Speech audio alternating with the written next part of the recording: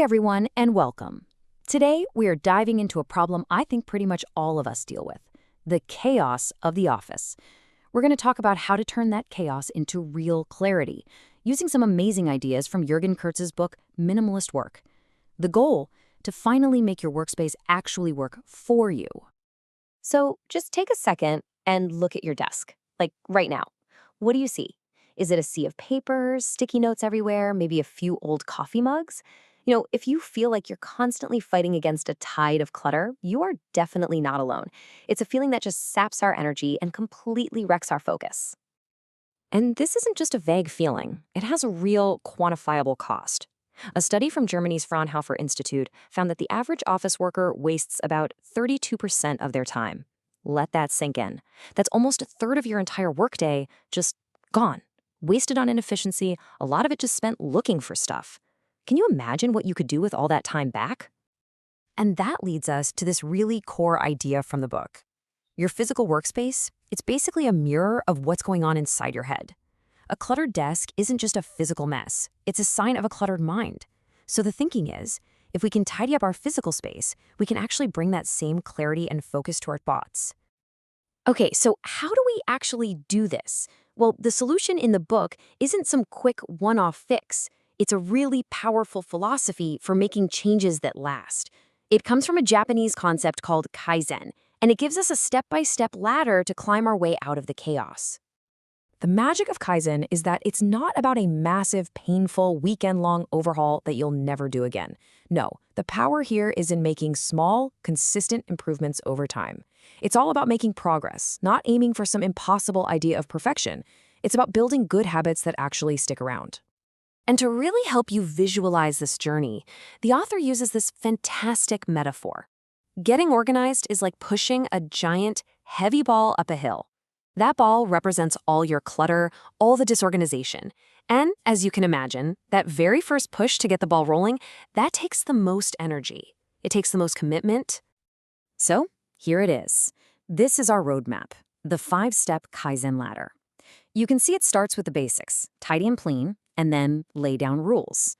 From there, you move up to optimizing your work, taking more responsibility, and setting goals. For today, we're going to focus on those first 2 foundational steps, because that's where you get the biggest bang for your buck, right at the start. So let's get into that first big push. All right, let's do it. Step 1, the great cleanup. This is where we roll up our sleeves and really confront the mess head-on to take back our space. Now, this is the most physical part of the whole process, but don't worry, the book lays out a super clear, systematic way to do it so you don't just get overwhelmed. So the very first action is kind of weird, but trust me, it works. You take a picture of your desk exactly as it is right now. The author calls this shock therapy, and for good reason. When you see your own mess through the objective lens of a camera, it creates this little bit of psychological distance, and suddenly it's way easier to see what actually needs to change. Plus, it's an amazing motivator to look back on later. Now, to make sure you're not just shuffling clutter from one pile to another, you need a plan. The book recommends this exact order. Start with what's right in front of you, the surface of your desk. Then you move methodically through your drawers, then the floor, then your shelves, and finally any other surfaces. This approach breaks what feels like a huge job into small, manageable chunks. And this brings us to what is probably the biggest hurdle for pretty much everyone, that fear of throwing something away. We've all been there, holding something and thinking, but what if I need this again someday? Well, the book has a brilliant solution for this. It's called the try discarding box. Anything you're on the fence about, just toss it in a box, write a future date on it, say 6 months from now, and put it away.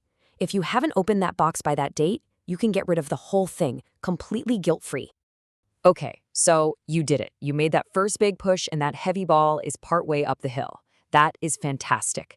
But how do you stop it from rolling right back down to where you started? Well, that's step 2. This is all about creating systems, or what the book calls rules, that basically act like a wedge behind the ball, holding all your progress in place. And please, don't let that word rules throw you off. In this whole Kaizen way of thinking, rules aren't about restricting you, they're about freeing you up. They get rid of guesswork, they reduce decision fatigue, and they help you create these simple, automatic habits that maintain order almost effortlessly. That way, you can focus your brain power on the stuff that really matters.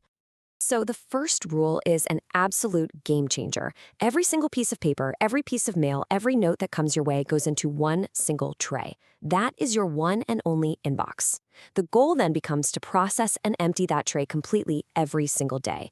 This simple habit stops those piles of paper from ever even starting to form. And this leads right into the next crucial rule. Every single item in your office, and I mean every item, needs to have a permanent, designated home. Your stapler, your pens, that folder for that specific project, everything. You know the old saying, a place for everything and everything in its place. Well, that's the idea. When you know exactly where something lives, you never waste time looking for it, and putting it away just becomes second nature. And to make that home for everything actually work, you have to label it all, clearly and consistently. Label the spines on your folders, label your shelves, your drawers, even your cables behind the desk. Good labeling gets rid of any confusion, not just for you, but for any colleague who might need to find something when you're not around. It is the key to making a system truly functional. So we've gone through the cleanup and we've set up the rules to make sure all that hard work sticks. Now for the really important question. What's the actual payoff here? What do you get for all this effort? Because it's not just about having a desk that looks nice, it's about fundamentally changing the way you work for the better. Well, the results that the author has documented are, honestly, they're staggering. People who put these systems in place reduce the time they spend just searching for things by 40%. Their total time to complete tasks drops by 25%, and they get back 20% of their physical office space. I mean, these are not small improvements. These are totally transformative. So I want to leave you with one final thought here. You don't have to go and overhaul your entire office this afternoon. Remember the spirit of Kaizen. It's all about those small, continuous steps. So just ask yourself this. What is the one thing, one drawer, one small pile of papers, maybe even one messy folder on your computer that you can organize in the next 10 minutes? Because starting small, that's the real secret to making big changes stick.